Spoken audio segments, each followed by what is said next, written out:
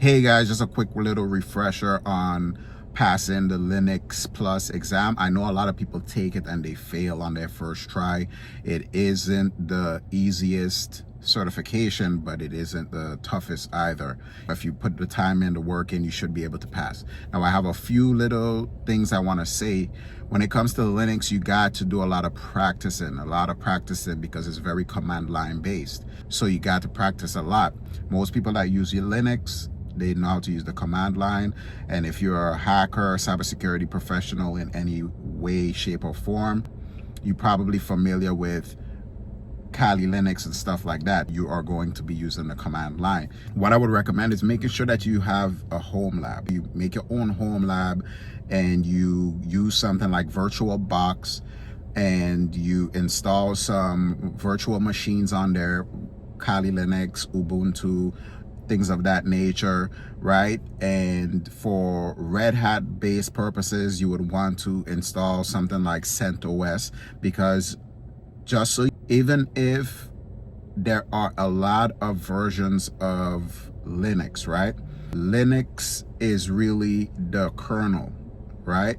And there are different distros, and then there are different versions of those distros, all right?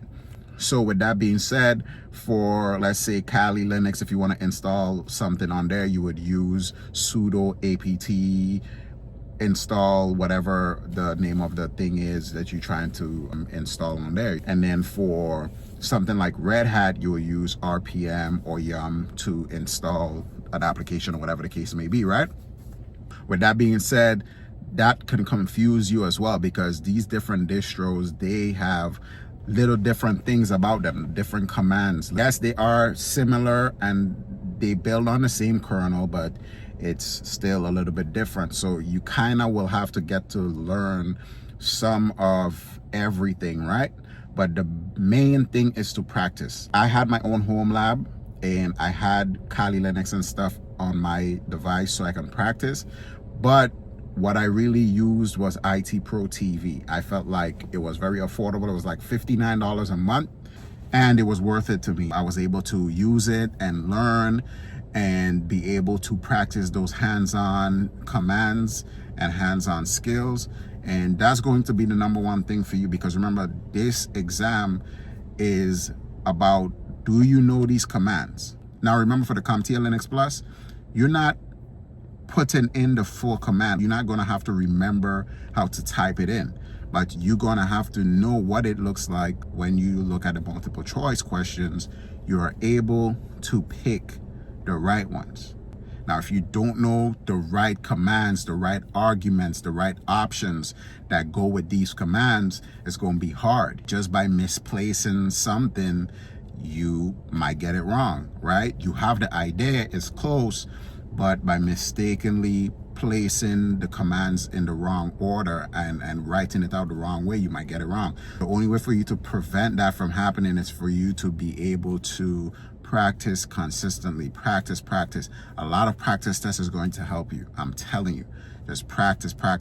If you're fresh into IT and fresh into information security, information technology, it's going to be kind of hard because it's a learning curve. You're so used to using the GUI, right? Which is the graphical interface. You're so used to doing that using the command line to do everything that you need to do is kind of foreign. That learning curve is just right there holding you back a little bit. But I trust me, I don't know every command when it comes to Linux or Windows. I don't know half of the commands. If I be honest, I can't remember off the top. Sometimes I'm like, I know this can be done, but I forgot the command. I have to research to refresh my brain, right? But when you start using the command line, trust me, things start to move such faster, and you feel, it just gives this more professional feeling, like you feel like an actual computer person. Like, to me, I feel like an actual professional whenever I'm using the command line to do something. Just feels way more like, because the only time I seen a command line was in movies, watching hackers and stuff like that. The fact that I'm able to use it and understand it, just makes things a lot different now. Guys, I was just trying to let you guys know, trust me, it's all about practicing as much as possible.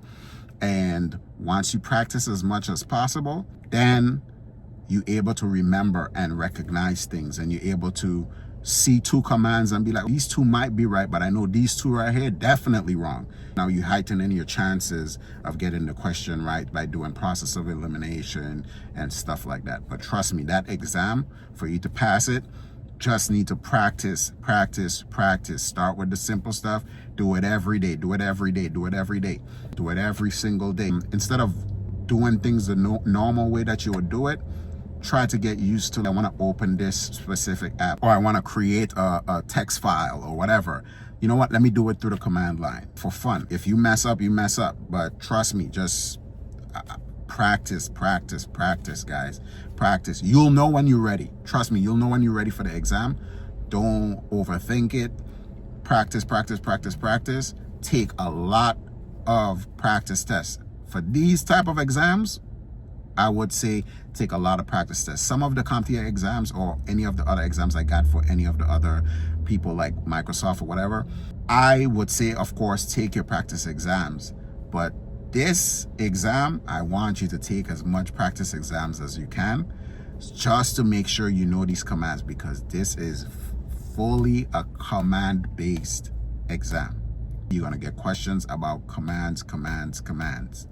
All right. Thank you guys for watching. If you have any questions, comment below, and I'll see y'all in the next one.